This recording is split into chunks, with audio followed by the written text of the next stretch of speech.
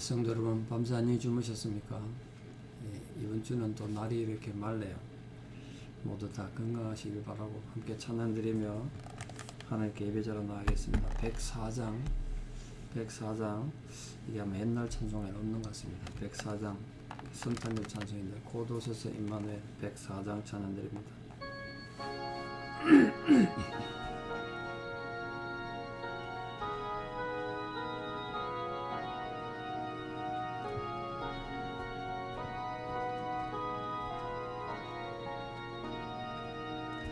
곧 오소서 임마누엘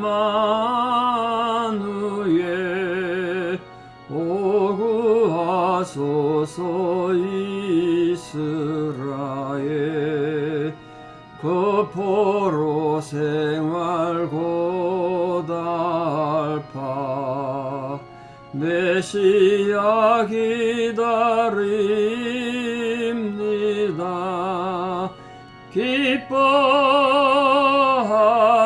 기뻐하라 이스라엘 곧 오시리 오 임마누엘 곧 오소서 지혜의 주 온 만물 질서 주시고 참 진리의 길 보이사 갈 길을 인도하소서. 기뻐하라 이스라엘 곧 오시리 오 임마누엘 곧 오소서 소망의 주 만 백성 한마음 이루어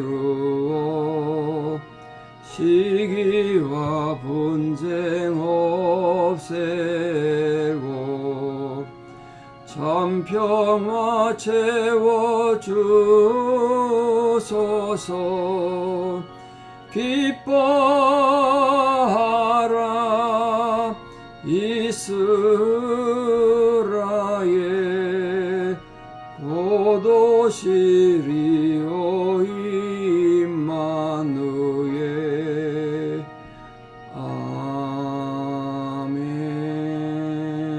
아멘. 함께 신앙 고백 드리겠습니다. 나는 전능하신 아버지 하나님 천지의 창조주를 믿습니다. 나는 그의 유일하신 아들 우리 주 예수 그리스도를 믿습니다. 그는 성령으로 잉태되어 동정녀 마리아에게서 나시고 본디오 빌라도에게 고난을 받아 십자가에 못 박혀 죽으시고 장사된 지 사흘 만에 죽은 자 가운데서 다시 살아나셨으며 하늘에 오르시어 전능하신 아버지 하나님 우편에 앉아 계시다가 거기로부터 살아있는 자와 죽은 자를 심판하러 오십니다.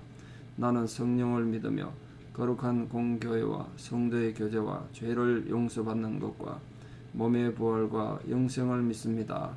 아멘. 2022년 12월 13일 화요일 새벽입니다. 하나님 주신 말씀 룻기 1장 6절에 14절입니다.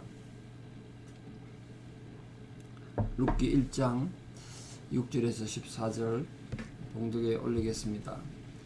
그 여인이 모압 지방에서 여호와께서 자기 백성을 돌보시사 그들에게 양식을 주셨다 함을 듣고 이에 두 며느리와 함께 일어나 모압 지방에서 돌아오리 하여 있던 곳에서 나오고 두 며느리도 그와 함께하여 유다 땅으로 돌아오려고 길을 가다가 나오미가 두 며느리에게 이르되 너희는 각기 너희 어머니의 집으로 돌아가라.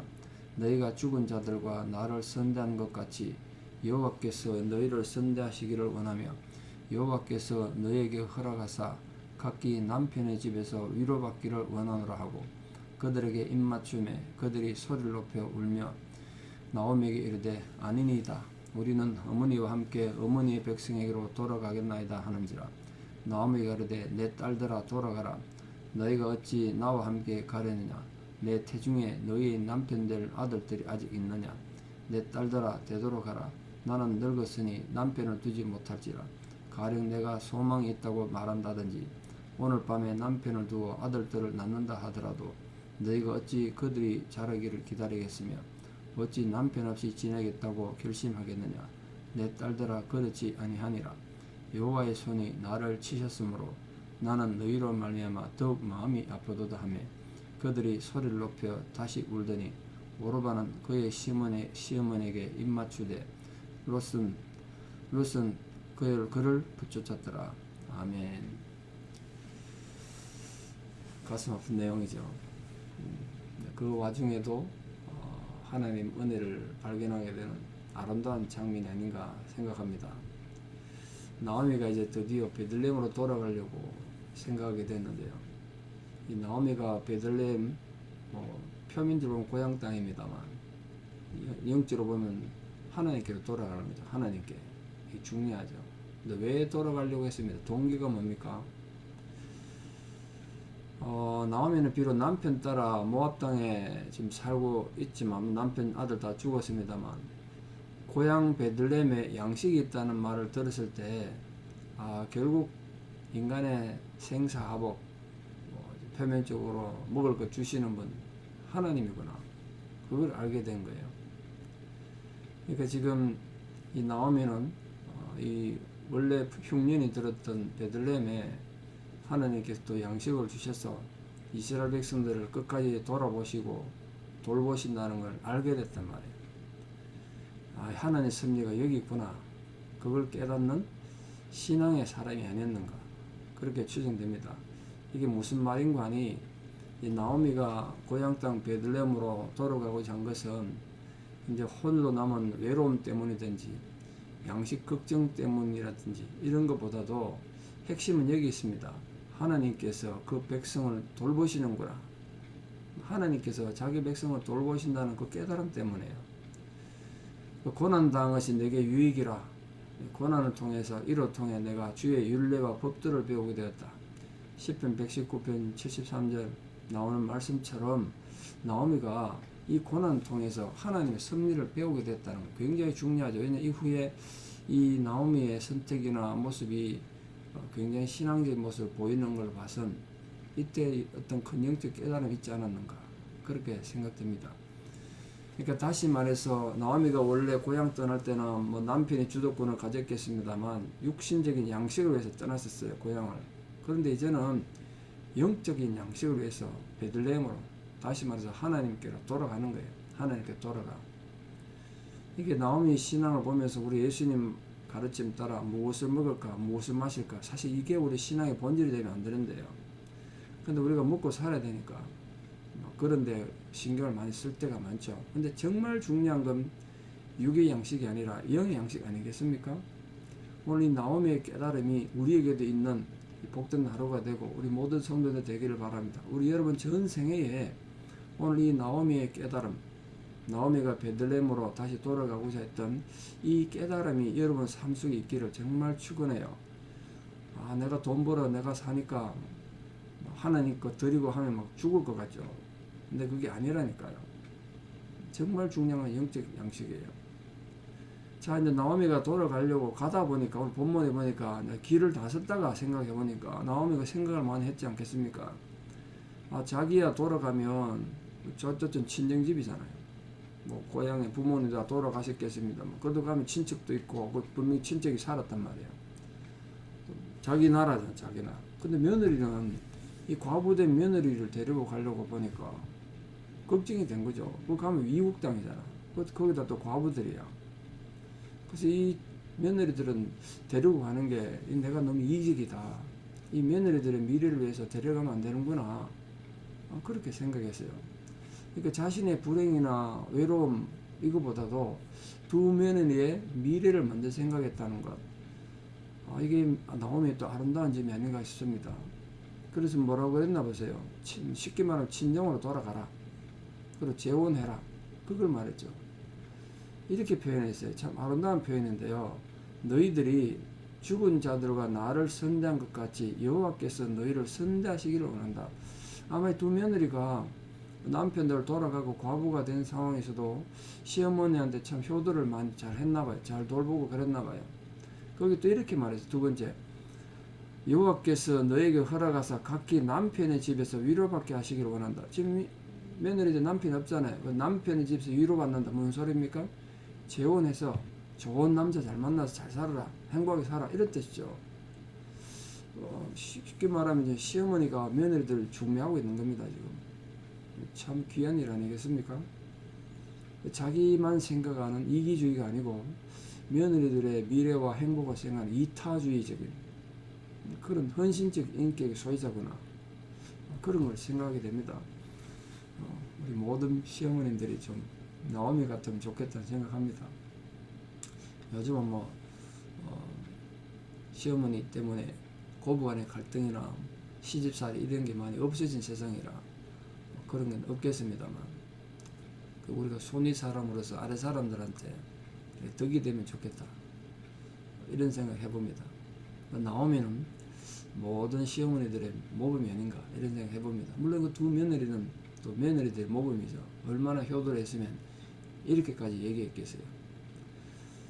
근데 이 며느리들이 정말 착했던 것 같아요. 오르바도 아니란 거예요. 우리는 어머니와 함께 가고 어머니 백성이 돌아가겠다는 거예요. 자기들 가면 고생할 거 뻔한데 그 무슨 부귀영화가 있어서 어머니 따라 어머니 고향 가겠어요. 외국 땅인데. 그런데 계속해서 나오미가 달랩니다. 결국은 오르바는 시어머니한테 입맞추고 친정으로 돌아갔고 룻만 이제 엄마를 계속 따라갔잖아요. 그래서 어떤 부분에서 보면 만약에 오르바가 같이 나오미를 따라갔으면 어떻게 됐을까요? 운명이 바뀔 수도 있지 않았을까요? 이건 어디까지나 가정입니다만.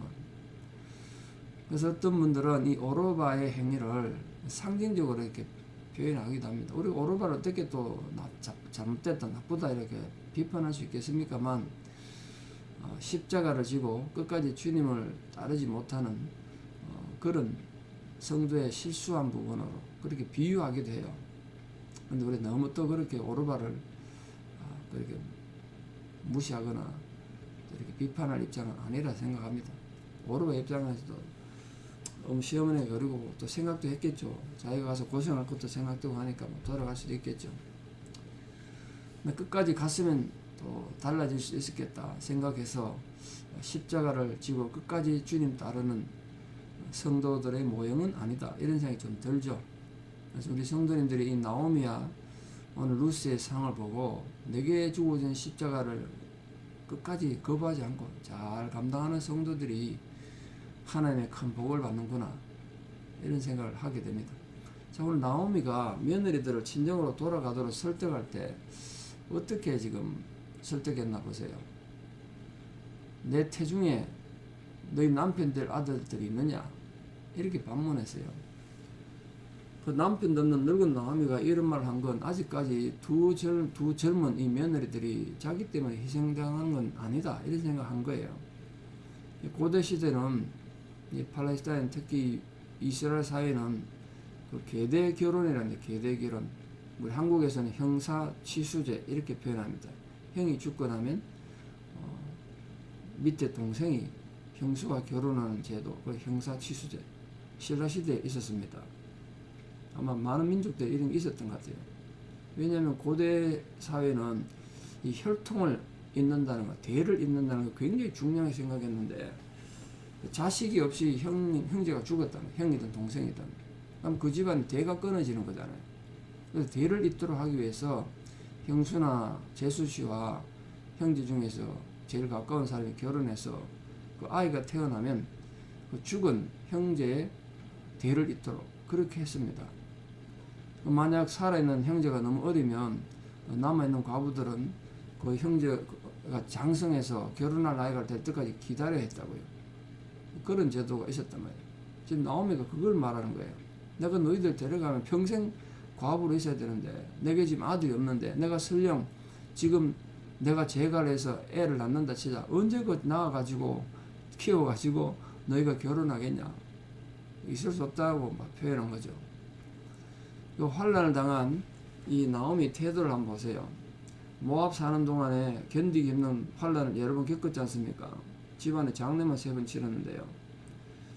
근데 뭐 성경이 모든 걸 다 기록한 책은 아니긴 합니다만, 이 와중에서 뭐 하나님 원망하거나 낙심하지 않고 끝까지 하나님의 주권을 믿었다는 것, 그건 우리가 좀 본받을 부분이고 칭찬할 부분 아닌가 생각합니다. 모든 고난과 시험을 참고 이긴 이 사사시대의 욥 같은 존재죠. 그러니까 우리 성도님들도 살다가 세상에서 뭐 예기치 못한 환란은 언제나 누구나 당할 수 있죠.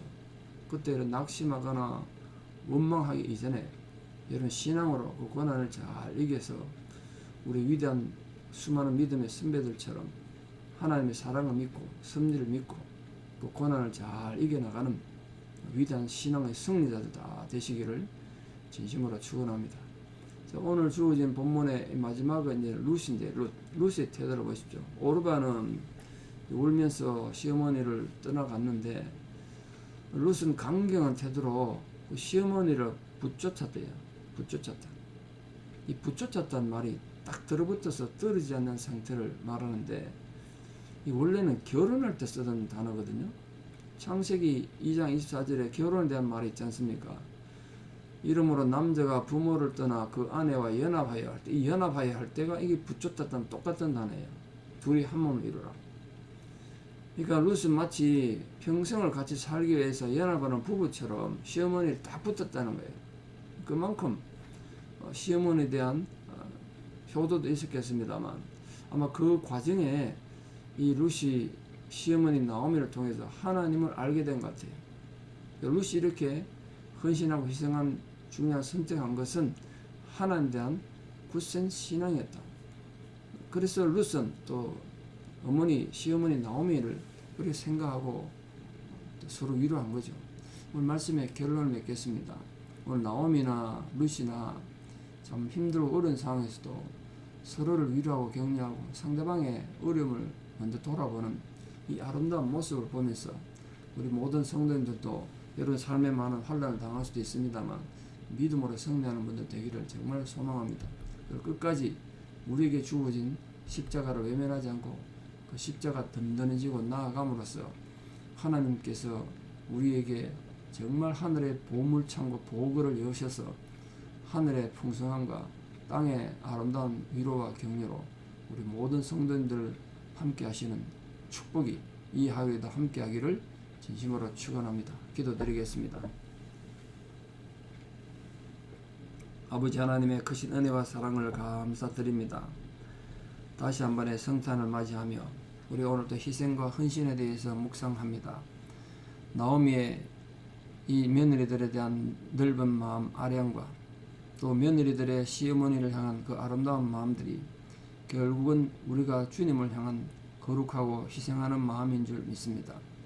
우리에게 이렇게 희생하고 헌신하는 마음을 주셔서 참으로 우리에게 주어진 삶의 기회를 통하여 하나님께 올바른 영광을 돌리는 거룩한 백성들 되게 도와주시옵소서.